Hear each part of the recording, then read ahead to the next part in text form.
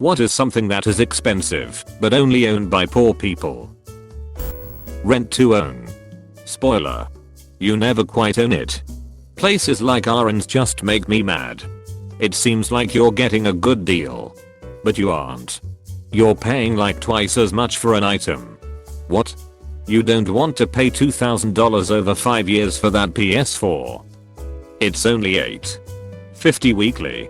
More like 4x. I was recently looking for a recliner for short-term use following surgery, where I was told one maybe most comfortable way to sleep for a couple weeks. I looked at Rent A Center, I would only need for 4 weeks or so, and saw some, and their terms to own and payments. MSRP they show. ETC. Was something like a year of payments at $25/WK for a supposed $549 chair. But then I googled the same chair and saw it for sale at a bunch of places for $299. Not the inflated manufacturer MSRP they benchmark against. I imagine they do the same stuff to appliances and TVs. ETC. 2. I was going through a divorce in another state and knew I was going to get my furniture at the end of the process. So I rented a cheap couch for like $10 for 2 to 3 months to put in my apartment until I got all my stuff. They tried to bully me into buying into all kinds of extra unneeded insurances. They were very forceful and condescending. Then one day, I honestly forgot to pay on the date payment was due. It was $10. And I easily had the money. So I was shocked at the level of anger and pushiness from the phone call reminding me payment was due. It made me feel very bad for the people who have to go through these situations and treatment in order to have furniture. Not to mention that the couch was complete junk. Did this when I first started out in life. I was literally 2 days late and the rude voicemails started. They would blow up your phone demanding payment. When I made my last payment for that Pose couch set with crappy tables I was so relieved. Second best day was when I put it all on the curb when I bought something better at a regular furniture store. When I moved to Atlanta, when I was very poor I needed to get an air conditioner.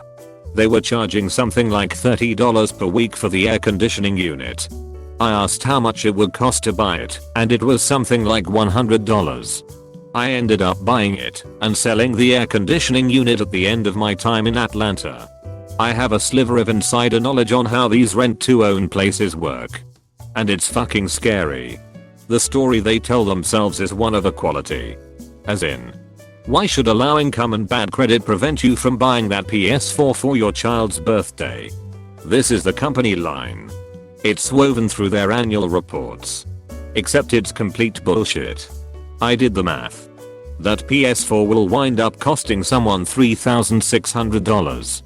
00 by the time they outright won it, and by then there will probably be a PS6. Fucking criminals. Payday loans. Single items of things that should be bought in bulk. Like single rolls of toilet paper. Barely scraping by paycheck to paycheck means buying bulk is sometimes impossible. Samuel Vimes got it right. Take boots. For example.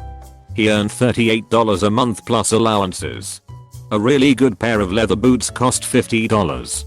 But an affordable pair of boots, which were sort of okay for a season or two and then leaked like hell when the cardboard gave out, cost about $10. Those were the kind of boots Vimes always bought and wore until the soles were so thin that he could tell where he was in Ankh-Morpork on a foggy night by the feel of the cobbles. But the thing was that good boots lasted for years and years. A man who could afford $50 had a pair of boots that'd still be keeping his feet dry in 10 years time. While the poor man who could only afford cheap boots would have spent $100 on boots in the same time and would still have wet feet. Terry Pratchett, hell to the yes. In poorer sections of a city, convenience stores and liquor stores sell single cigarettes. A Lucy taught to me by the Chappelle Show. Prepay electricity meters. Though it was a movie thing. There really are people somewhere putting dollar coins into a meter to get light. I don't know about the US. But they exist in the UK. They aren't coin in the slot anymore. You put money on a card. But the worst thing about them is that they are often in rented accommodation for poorer people. And they charge a higher rate per unit of electricity than a normal meter. So the poorest people are charged more for the same thing. Edit. Well, that exploded. But now I have to add that a couple of people have pointed out that not all suppliers charge a premium these days. And there is now a limit to how much extra they are allowed to charge. A perpetually broken car. I was leaving an abusive relationship that also ruined my credit. So my parents bought me a car so that I could survive once I got out. They overpaid and spent $3,000 on a 2002 Toyota Corolla with over 200,000 miles on it. It was nice gesture. But I'm now stuck paying them back every month. And I have spent over $1,500 in repairs on this car in the last year, and it's still not running like it should. There's no way I could find another sucker to buy this piece of junk, so I'm stuck with it until I can pay it off, or until I fix my credit. What a mess. Best advice I can give is to learn the car and how to work on it. Saves an absolute ton of money and the threshold for getting into it is a lot lower than most people think. I can throw advice your way if you want more. Edit. So to clarify a few things. I see a lot of people talking about how mechanics are all crooks. Full disclosure. I'm a career mechanic, though I started out working on my own vehicles out of pure necessity. At the time I was working about 70 to 80 hours a week. I was paid like shit. And I was in a place that didn't allow working on cars, but I made it work. There are a ton of shops that will absolutely rip you off. That is why it is absolutely imperative that you learn how to work on a car. Also, that's why it's important to find a shop you can trust. Not just the one that's cheapest. If a mechanic is really cheap compared to another shop doing the exact same time, that is suspicious. Tools. Tools can be expensive. Luckily not all tools have to be. If you have a Harbor Freight in your area, that's the place to go. Shit's cheap as hell and has a no questions asked lifetime warranty on most of their tools. Once you have tools, they will last you as long as you take care of them. How-tos. YouTube is your friend. Be wary of forums. Buy the maintenance manual for your car. It may not be cheap, but it will save your ass in the long run. Also, try not to listen to people that work at parts stores. Nothing against most of them, but there's a reason why they work there and not a shop. Buddy system. Most jobs are a hell of a lot easier with two brain cells rubbing together instead of one. Not only are you helping a friend gain useful skills, but you both get the benefit of having a buddy on the job. It's also a good idea to have a buddy in case someone gets injured. Where to work on a car. Anywhere you think you can get away with it. Most jobs don't require you to make a mess or go balls deep in the engine. The easiest way to not be bothered is to not make a mess. Catch any fluids that are spilling out. And have some kitty litter on hand to throw down if that's not possible. You do that, and most people won't bother you. People that leave a mess fuck it up for everyone else. Finally, parts store parking lots. Generally they aren't paid enough to care. Lastly, I'm open to PMs if you have any questions. I'll respond whenever I can.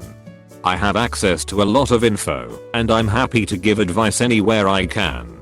In either working on a car or buying a car. Thanks for listening, y'all. Hope this helps. Dental problems. Those impacted wisdom teeth are hella expensive. Being poor is very expensive. I make enough to pay my rent, but I work so much I don't have time for a dental appointment. Even with a stimulus check and priorities in place and a paycheck, I could lose my house if my landlord isn't understanding. I need a job.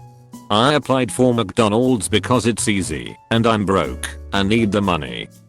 They need me to buy shoes and pants before I start. I have money left over from my paycheck, but that doesn't mean I can afford anything more than laundry detergent. It must be nice having fabric freshener and those beads that make clothes smell nice. I have to buy 2 in 1 because who can afford 2 bottles? I had to decide between car insurance or groceries. I haven't made a payment on my credit card in 2 years, even with a stimulus check. I've been driving an unregistered car for 6 months. I wish I could invest. But my son started school and he needed clothes and supplies. Edit. Thanks for the silver. I don't think I quite deserve it, just for pointing out real social issues we should all be aware of. Instead of giving me any more awards or anything. I would appreciate it more if you took the time to contribute some way to your local community. I also want to thank everyone for being civil and open-minded in discussion. Dentist Link, I'd like to apologize on behalf of my profession for this. There should be more resources available to help people pay to have impacted/partially impacted wisdom teeth removed. Unfortunately, removal of these teeth is often a difficult and risky procedure and requires a specialist, which is super expensive. Tack on general sedation and it's way beyond the reach of many patients. Medicaid reimbursements are shit. So most oral surgeons don't take it. General practitioners like me aren't trained to do this procedure, and if we want to learn, it adds a massive expense to our malpractice insurance and is often not worth it. It's a tough situation for all, but it's the patients that end up suffering the most. I'm sorry. I remember I had an old Chevy truck that cost so much to maintain and keep fuel in that I couldn't afford to save for another car. I literally kept me broke until I eventually joined the military and could afford a different vehicle. Crappy cars are more expensive than you realize. Until I eventually joined the military and could afford a different vehicle. Mustang, Charger, or Camaro. And 60% APR over how many months? I don't know. A 96 Plymouth Breeze bought with cash. Bad credit. It is expensive to make someone comfortable enough to loan you money without them being certain you'll pay it back. A lot of companies like cell phone service providers will make you put down a large deposit before they'll sign a contract. Pretty much anything with a contract is more expensive if your credit is bad. I wasn't taught money skills growing up and was stupid as a teenager, so my credit has been a struggle to rebuild. Well, at my job there are a few people who I'm aware of their salary. They make around $25k a year after taxes. One of them somehow has a lifted Ford Raptor that I hear is like $50k. He recently acquired a motorcycle too. He probably thinks it's cool, but he's likely eating the dirt off his tires because he can't afford anything else but those payments and insurance. Sounds like he has two jobs or doesn't pay for his housing. I'm sure he doesn't have another job. I'm pretty sure he lives with his GF at her parents' house though. So that's probably it. Lottery tickets. Well, 999,969% of lottery tickets. So you're telling me there's a chance? The amount of privates in the army who have just enough money to pay for their 30% interest 2018 Ford Mustangs, but not enough money to buy literally anything else is pretty ridiculous. Edit. There to there. Edit 2. Thanks for the ignite, kind stranger. Funny to me that my highest rated comment is about how stupid privates can be. The first thing they teach in basic needs to be financial management. So no shit, there I was. Yesterday. Brand new private comes up to me and says he wants a new car. In like, sweet, what are you looking at? This guy looks at me and says he wants a Hellcat. I about had a stroke. A lot of kids. The poor are often very fruitful. I'm one of the lowest paid employees at my facility. I always wondered why some of my higher paid coworkers drove old rundown cars and I have a fairly new car. After a few years it clicked that they all have 2 to 4 kids and I don't. While kids are expensive, having a paid off car is just so nice. So while I could 100% afford a nice newer or new car, why? A well taken care of older car is now paid off. Squirrel away what would be the payment and just keep living life. If it works and it's not a money pit, no real reason to upgrade. Sometimes it's the other way around, they'd be rich if they didn't have a lot of kids. Some of the families I know have incomes of like 200, 250k or even more, but they just had 6 to 10 kids and sent them all to Catholic school. My sister used to be rich in the sense that she had above average salary and only wore designer clothes. She has been a stay-at-home mom the past 8 years with 5 kids and is definitely not living like she used to. As somebody who works at a gas station. Newport cigarettes. Seriously. It's almost only ever poor people who buy them. And they're one of the most expensive cigarette brands we carry. Edit. For those asking how I know they're poor. It's something you eventually pick up on after working at a gas station for a while. It's hard to describe. But it's subtle. It's usually their mannerisms. As a former gas station cashier, I noticed a few trends. The poor folk who buy Newports are usually the poor trying to flex on other poors. The more humble poors go for things like Pall Malls and First Class.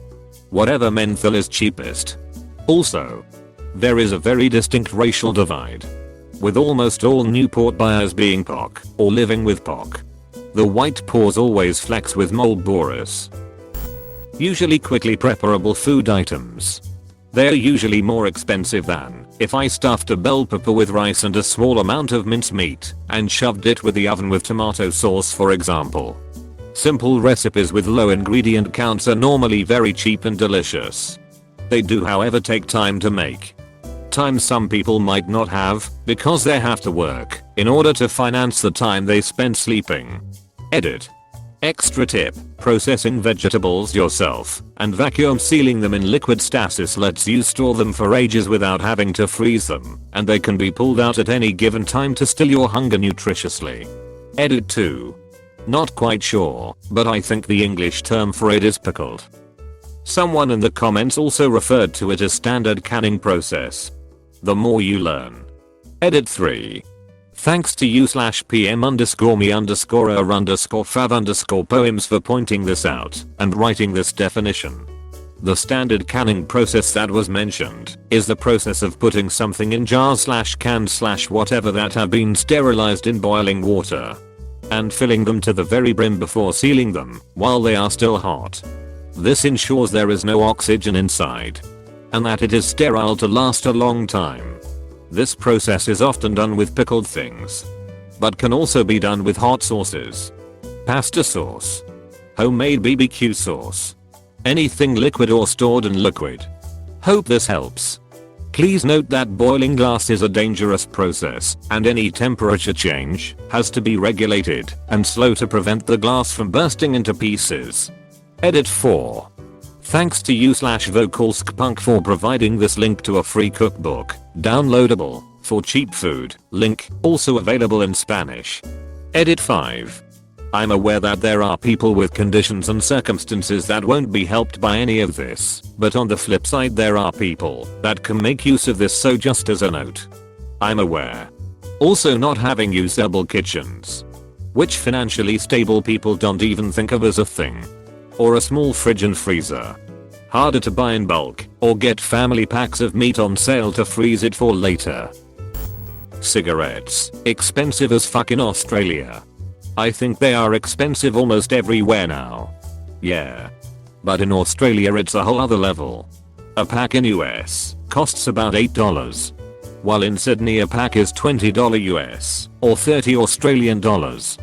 To those saying packs cost $15 in New York City, I'm referring to prices in Michigan. Despite a high state tax for tobacco products, Detroit doesn't have an additional city tax that pushes prices as high as other major cities.